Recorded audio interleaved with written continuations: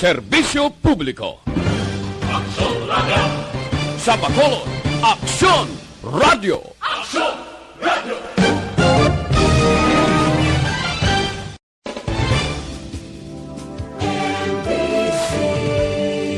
Manila Broadcasting Company. Sa balita, komentaryo, isyu, serbisyo publiko. Aksyon Radio!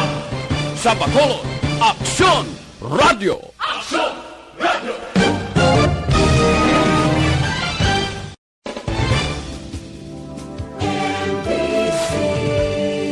Manila Broadcasting Company.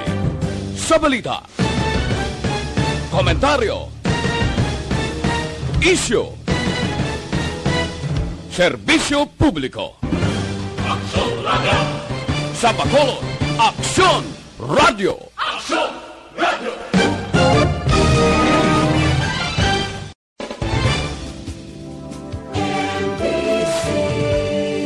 Manila Broadcasting Company. Sa balita, komentaryo, isyu, serbisyo publiko. Aksyon Radio! Sa Bacolod, Aksyon Radio! Aksyon Radio!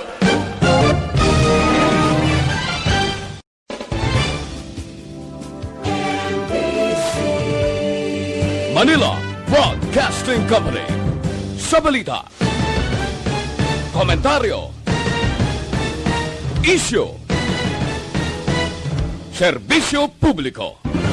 Aksyon Radio! Sa Bacolod, Aksyon Radio! Aksyon Radio!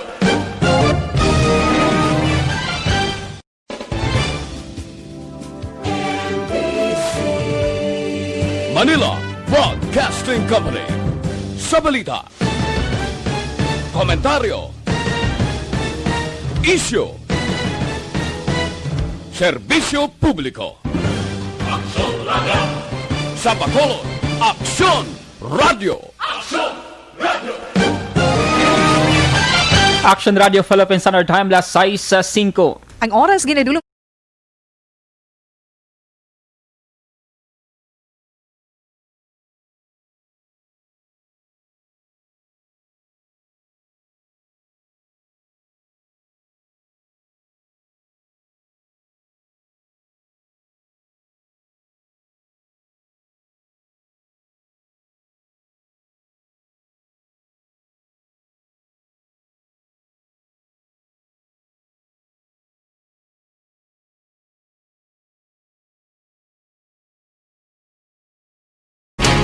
Aksyon! Balita Evening Edition. Magadulong sa inyo sang mga nagapanguna nga balita lokal, national, international, sports, kag entertainment. Aksyon! Balita Evening Edition. Kagkaroon ang inyong news team. Una sa balita, una sa aksyon. Mayong gabi syudad sa Bacolod, Western Visayas, kag bugos nga Pilipinas. Welcome na sa pagpangalagad sa Aksyon Balita Evening Edition. Karon nga adlaw Martes, September 29, 2020. Makitan kita live sa mon official Facebook page kag sa YouTube channel ang Aksyon Radyo Bacolod. Kag mabatian pagi sa www.actionradyobacolod.com.ph. Kaming inyo mga tagbalita. Aksyon and Defensor. Kag Aksyon Dale Salazar para sa mga headlines sa una kita sa mga balita lokal. 24 milyones pesos nga balor sang suspected shabu na kompeskara sa tatlo ka mga persona sa may barangay Handumanan. Vice Mayor Familyaran ginasuesyon nga ipagi sa raffle ang pagpili sang benepisyaryo sang financial assistance sa mga sektor nga naapektuhan sang modified ECQ. Sa balita national, COA ginbolgar ang delay sang Bucor sa pagbakal sang bulong para sa mga preso. Masobra 30 ka mga probinsya sa Pilipinas, prioridad sa National ID System. Kag sa ating balita international, Japan plano nga kakasuna ang travel ban sa napulo ka mga pungsod umpisa sa bulan sang Oktobre. Sa sports balita, PBA Commissioner Marshall ginarekomendar nga kakason ang D-League requirement sa PBA draft. Kag sa ating balita entertainment, Angel Locsin kaupod ni Presidente Rodrigo Duterte nga nagmuna sa listahan sang top Philippine ratings most admired sa 2020. Una sa balita, una sa aksyon. Detalye sang mga balita lokal pagkatapos gid lamang sini.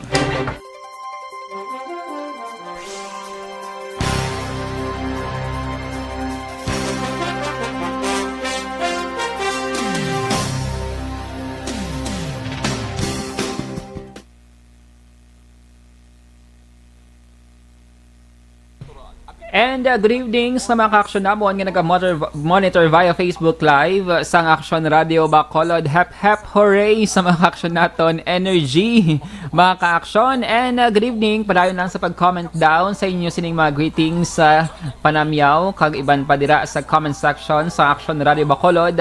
Karon nga Martes sang gabi, kaming makaupod ninyo ni Aksyon An every commercial break mga ka-aksyon sa aton sining pagpangalagad karon nga evening newscast. And check na to ang comment section para sa mga greetings. Mayong gabi lang kay Zet Alunan, good evening Aksyon Dale. Amuman si Sir Bia Jonathan, Aksyon Dale, Aksyon An, good evening. Gamonitor kami diri ni Baby Tantan kag Mary Joy. Salamat gid.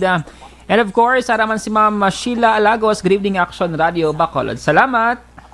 Sa kay Trexie Eboseo, kay Action Eric, subong Action Dale, nag-monitor siya. Sa kay John Marie Radok, good evening Action Dale and Action Ann. God bless and stay safe. Always kami din nag-monitor sa Banuasang La Castillana. Thank you so much, Ged. Sa may sa kay Ina Voig Duhinog nga naga-monitor dira sa area naman niya sang Kalong-Kalong Airport. Sa kay Gila Akunda Jala Gilaske Liaga, good evening.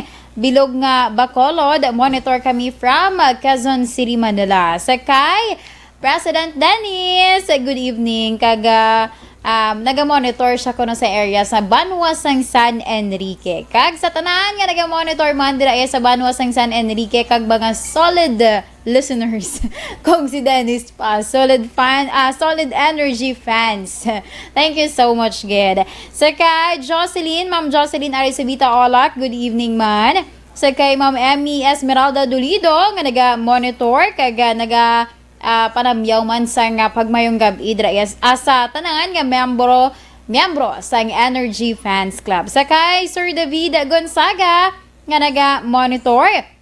Sa kay Cheryl, good evening man. Kilala mo ni Action Dale kado ikaw lang ang iya nga gintag ay ginlawag. Sa liwat sa kay Cynthia Archibald, watching from Capitol Hill Subdivision, Bacolod. Nagapamangkot Action Dale kung may biyahe na Iloilo sa October 1. Wala pa Action An so far update. Kaya ginawlat naton ang executive order ni Mayor Bing for GCQ. Dira ma-stipulate or mabutang ang mga protocol naton. So, ginaangal-angalan Action An anytime soon. Magwa ang executive order ni Mayor Bing placing Bacolod City for GCQ for 1 month, October 1 to October 31. So, standby lang mga ka-aksyon. So, sige.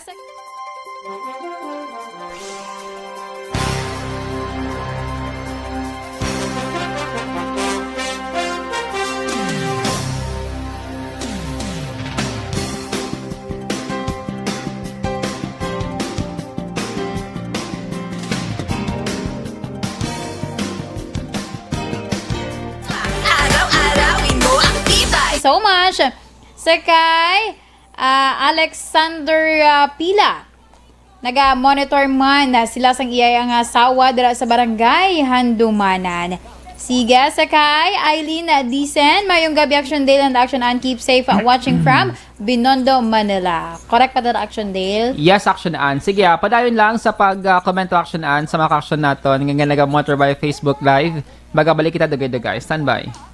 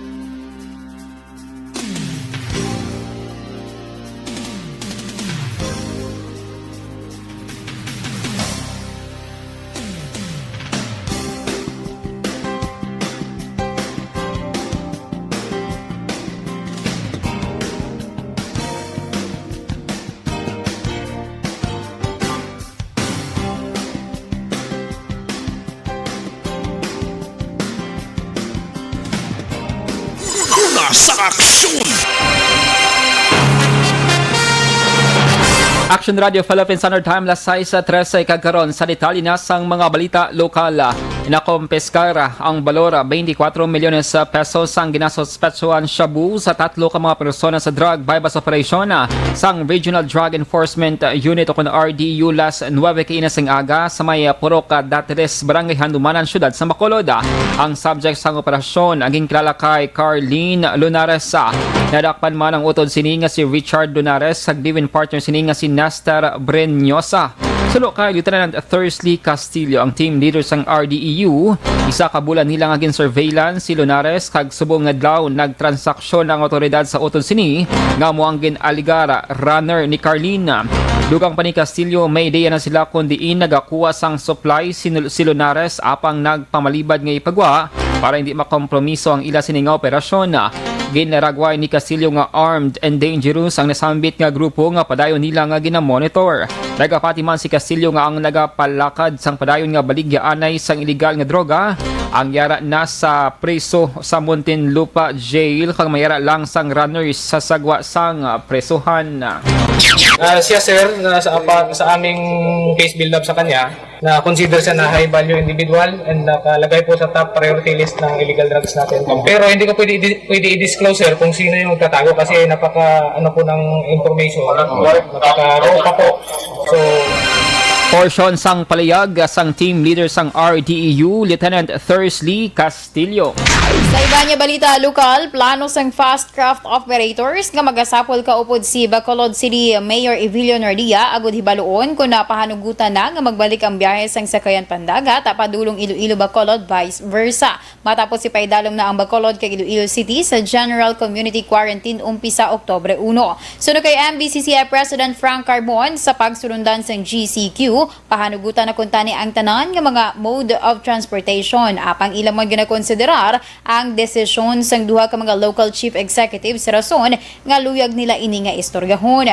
Dugang pa ni Carbon dako man ang mabulig sa mga negosyo kag ekonomiya sa pagpaidalom sang syudad sa GCQ bangod balik na ang transportasyon kag may sakya na ang mga pumuluyo agud nga mawakas ang ilang mga kinahanglanon kag bangod may trade and commerce mabuligan man ang mga negosyo. Nagsuwestyon si Bacolod Vice Mayor Alcida Familiaran sa DSSD Bacolod nga ipaagi sa raffle ang proseso sa pagpili sa mga benepisyaryo sang financial assistance sa mga sektor nga naapektuhan sang ginpatuman ang modified ECQ sa Bacolod. Suno kay Familiaran, base sa iya impormasyon, 10 milyones pesos ang pondo gikan sa DSWD ang gintugan sa Bacolod.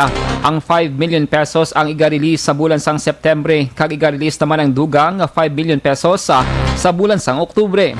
Ang financial assistance ang para sa mga nagwadaan nga trabaho sang ginpatuman ng MECQ umpisa sa September 8 to 30 sa Bacolod o kon para sa mga drivers nagatrabaho sa parlor kag iban pa. Suno kay Familiara na kulang ang among pondo kag indi tanan ang mahatagan sang ayuda. Ginehemplo man sang Vice Alcalde nga bilang isa ka anay kapitan, iya sadto ginahimo kon kulang ang ayuda among pagpatigayon sang raffle para wala sang malisya, wala sang pinilian na kag patas. Ang aton priority na wala na taganupusan. Ginpahayag ni Bacolod City Vice Mayor Elcid Familiaran nga dako ang nabulig sa modified ECQ sa ginpatuman sa sulod sang 22 kadlaw sa pagtingwa sang syudad nga matap na ang COVID-19. Ginklaro lamang ni Familiaran nga ang Malacañang amo ang naghatag sang GCQ status sa syudad base man sa ila evaluation nga pwede na nga ma-downgrade ang MECQ. Una nga nagapilar si Bacolod City Mayor Evilio Nardia sa National IATF nga ipatuman ng GCQ umpisa Oktubre 1. Suno kay Familiaran, dako ang nabulig ni IATF Visayas Chief Implementer Retired General Mel Feliciano sa measures nga iya gin-introduce sa Bacolod sa kampanya kontra COVID-19. Ginpatag ba rin yung Familiaran, isa sa mga epektibo nga measure amo ang search and destroy nga practice para hindi maglapta ang COVID-19 sang tinalikdan nga strategy sa nga syudad nga nagaakto lamang sa tion nga may nagpositibo sa virus. Bangod sinisunod sa Vice Alcalde, wala na sang backlog sa contact trace sa mga nagpositibo. Ang aton priority na wala na taganupusan sistema. So ang presence ni Juan, General Mel Feliciano, ang batang iyang introduce nga mga measures na po ito ng pulit. And why nakapaklat sang pagpahayag ni Bacolod City Vice Mayor Elcid Familyaran. Sa dugang pangabalita lokal, gain question ni Provincial Legal Office Bookbinder 3rd or the 3, Warlito Botalon ang termination order nga gin na papanaog kontra sa iya. Sa interview sa Aksyon Radio Bacolod, ginsiling ni Botalon nga wala mag-agi sa insakto nga proseso ang reklamo batok sa iya, kundi nagdiretso lamang sa termination matapos siyang una gin na paidalom sa suspension. Sunod kay Botalon, magasumater siya sang motion for reconsideration sa Provincial Legal Office sa masunod nga semana, hagplano nga mag-apelar sa Civil Service Commission o CSC. Si Botalon ang isa lamang sa 8 ka mga empleyado sang gobyerno provincial nga gin-suspend bangon sa ginpasaka nga reklamo. Ang reklamo kay Botalon ang may kangtanan sa ginaligar kapaslawan sa pag-report sang aktual nga oras ang trabaho. Sunod kay Botalon, ini ang unang tion nga siyang ginreklamo sa sulod sang 27 ka tuig nga pagtrabaho bilang empleyado sa Kapitolyo. Siya nagaserbi man bilang liaison officer kag driver sang Provincial Legal Office. Provincial cause order, to suspension order, and then termination din. Kaya nagasulat ko sa ila nga i-trial ko nila, ginay mo ko niya ito nila, may marig ko, pwede hindi ko mag-inasa. Portion sang palihag ni Provincial Legal Office Bookbinder Warlito Botalon.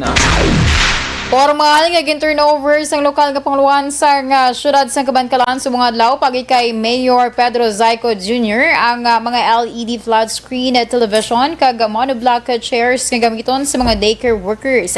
Ini ang para sa new normal teaching sa mga estudyante sa piyak sang ginapangatubang nga krisis sang COVID-19. Ang turnover ginpatigayon sa gymnasium malapit sa People's Hall sa Barangay 9 sa Kabankalan sa presensya man sa mga konsehal nga sanday Miguel Zayco Regala, Jersey Guanzon kag DSWD Adelina Tumaro. Magabukas ang klase sa mga pampubliko nga bulutuan para sa school year 2020 to October 2021 sa Oktobre 5, 2020. Sa balita, sa aksyon! Action Radio Philippines Standard Time, lasay sa 20 DTX sa 500 capsule mga ka-aksyon para sa complete management sa inyo sining liver.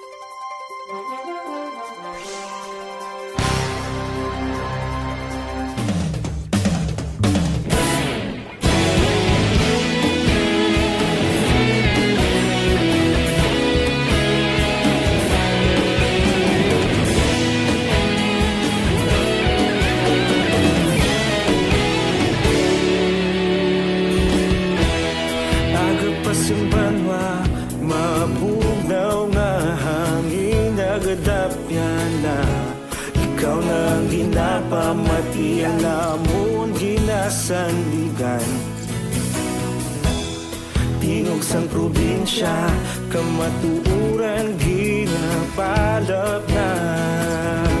Minsay nga may dala, paglaom kag kasanat. Tinuig na nagligan, ikaw gihapon ang ako nga istasyon. Sa pagbudlak sang adlaw, sa pagtuhaw sang biton, mga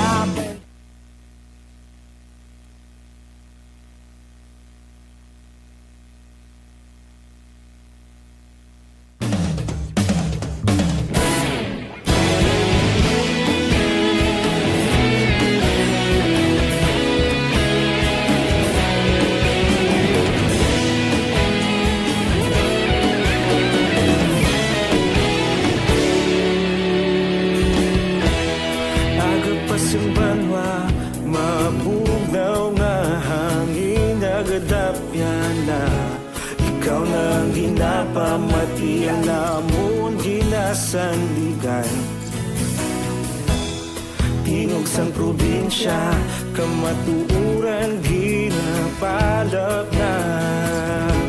Minsay nga may dala, paglaom kag kasanat. Tinuig na nagligan, ikaw gihapon ang ako nga istasyon. Sa pagbudlak sang adlaw, sa pagtuhaw sang biton, mga balita nga dala inspirasyon. Aksyon Radio, Bacolod man sa gihapon. Padayon Aksyon Radio, Bacolod saludo sa imo. Padayon Aksyon Radio, salamat sa pagserbisyo.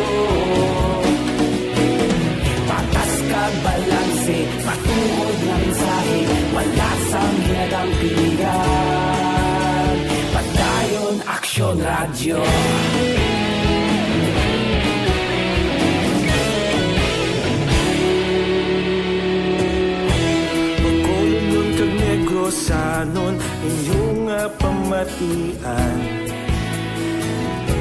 Istasyon niya nagapalaplag sang kamaturan.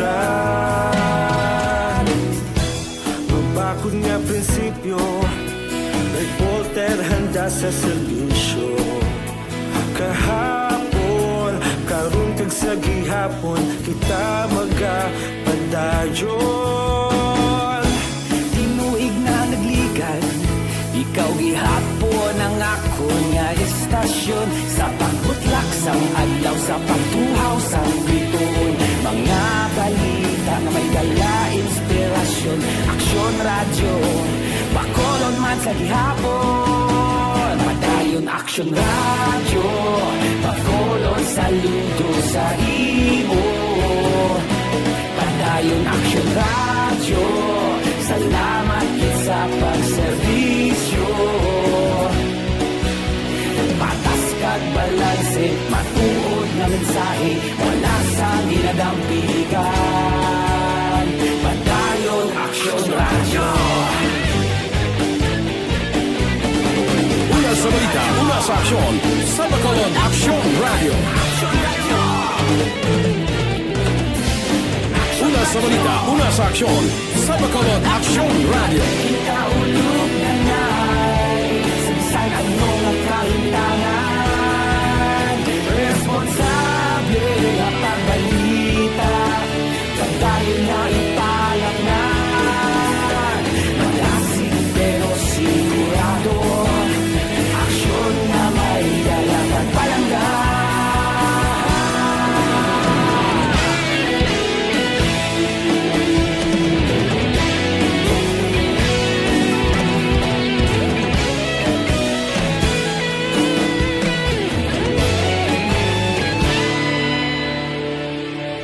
Padayon Aksyon radyo, bakolod saludo sa imo.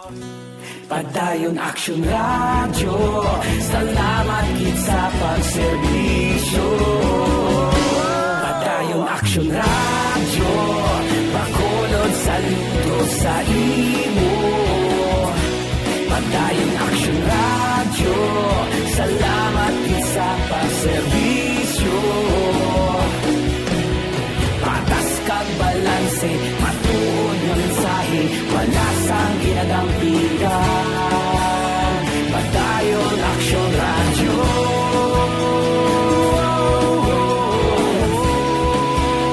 Padayon Aksyon radyo.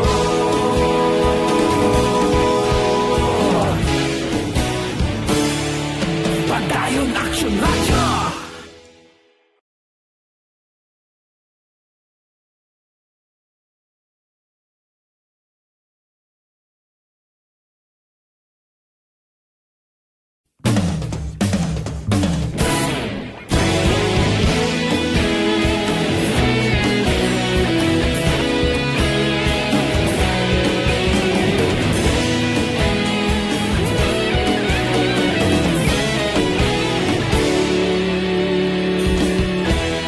Agapasimbangwa, mabugnaw nga hangin nagadapyan.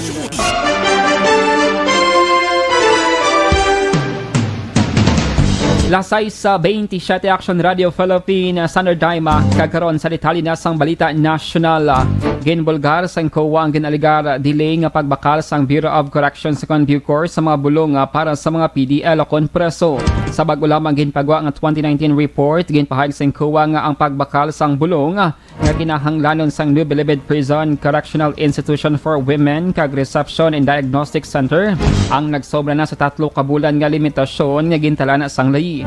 Nadiskubrihan man sang state auditors nga 7 ka procurement projects sa balor 65.5 million pesos ang gin-award nga sobra na sa allowable period nga 90 ka adlaw.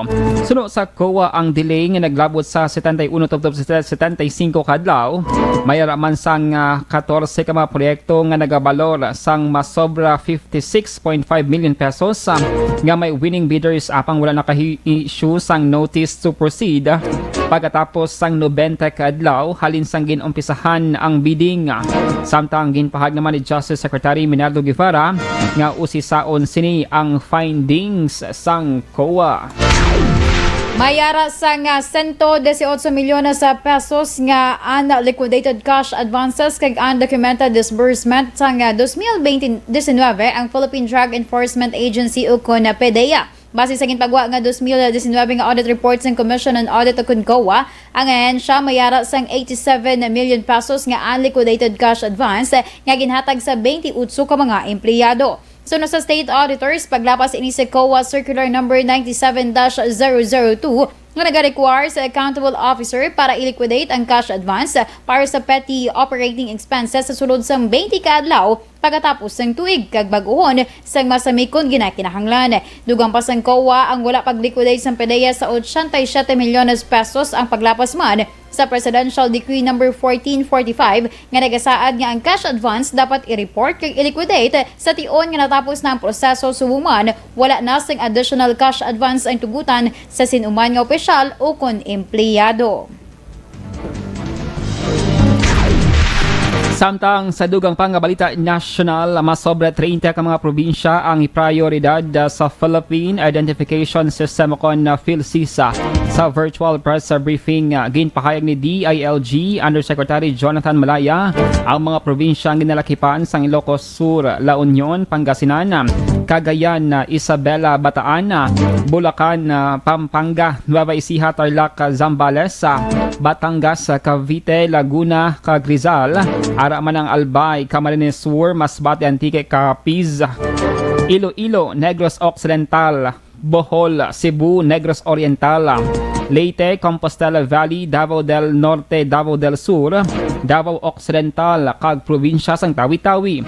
Sulo kay Malaya, ang nasambit nga mga probinsyang mayara sang koordinasyon sa Philippine Statistics Authority o kon PSA, subong man sa DILG Regional Offices.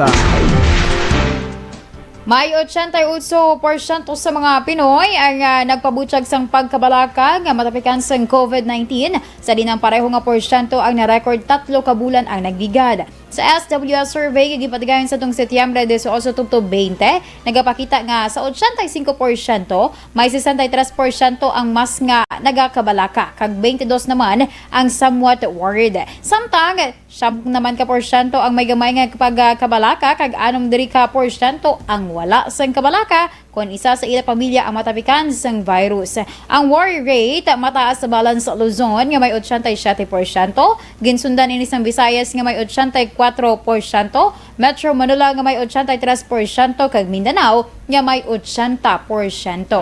Sa balita, sa aksyon! Action Radio Philippine Standard Time, las 6:31, detalye sa balita international, sports, ag entertainment. Pagkatapos, gid lamang sini.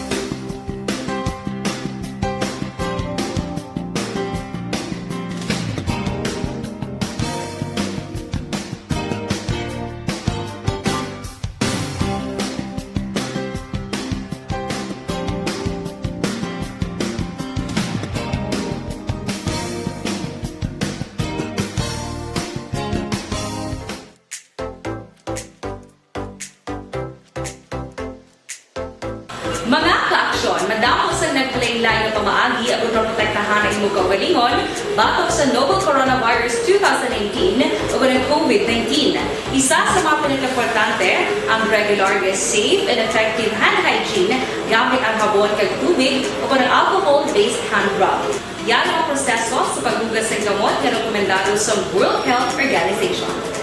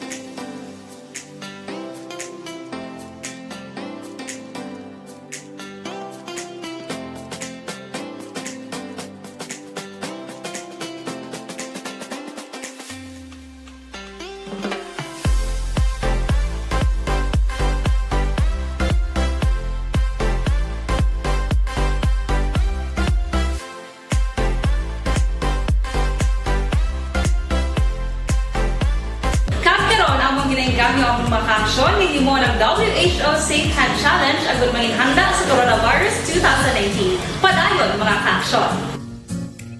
Aksyon Radio!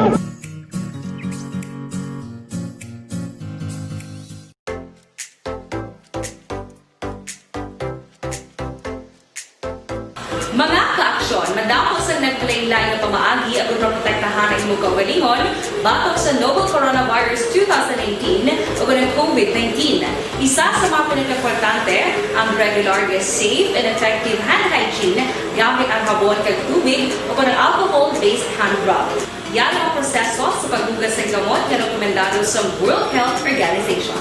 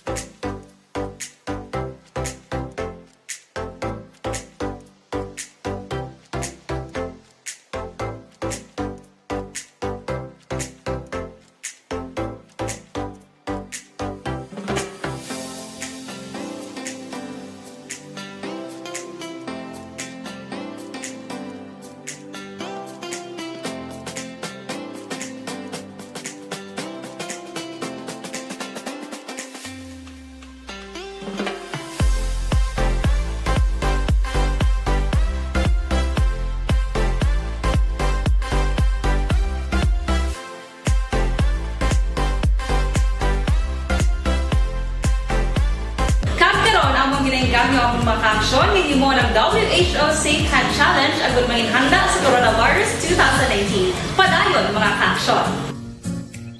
Aksyon Radio!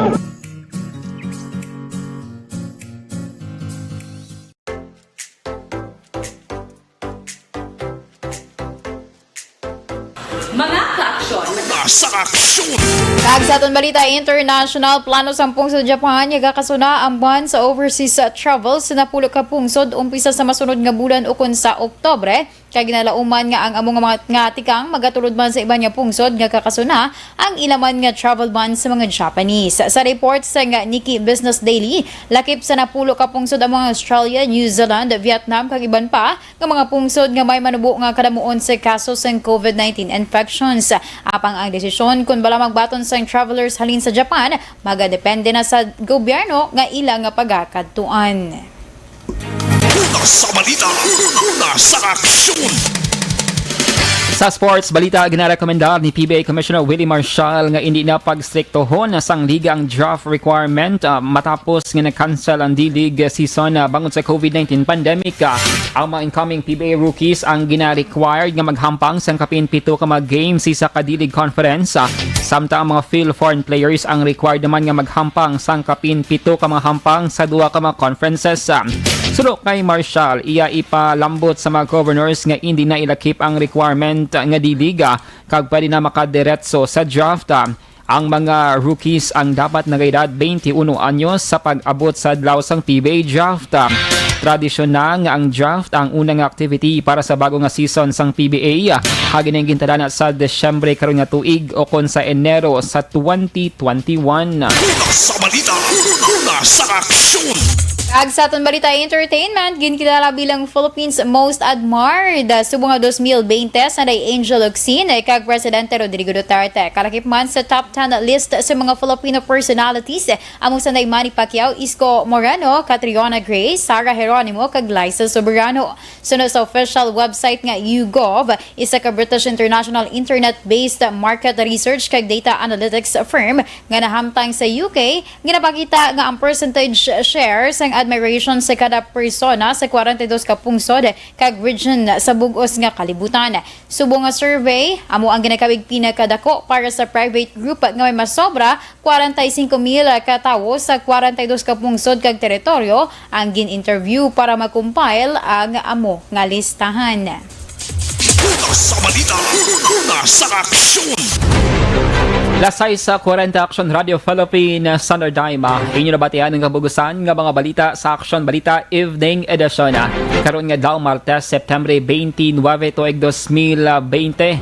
By the way, Action An, nagawa na formally ang Executive Order number 63 ni Mayor Bing Lunardia subong nga gabi nga nagapaydalom sa Bacolod City sa General Community Quarantine effective October 1 tubtob October 31 na 2020. Action An. Dugang nga mga development sa sining nga balita mabatian sa pagpangalagad sa Aksyon Firing Line. Saliwat kaming inyo mga tagbalita. Aksyon and Defensor. Kag-Aksyon Dale Salazar. Una sa balita, una sa Aksyon.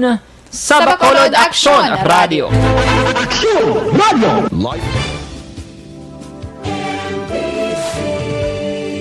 Manila Broadcasting Company. Sa balita. Komentaryo. Issue. Serbisyo publiko. Aksyon Radio. Sa Bacolod Aksyon Radio. Aksyon Radio.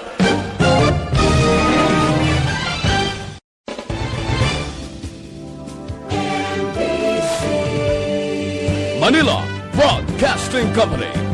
Sa balita.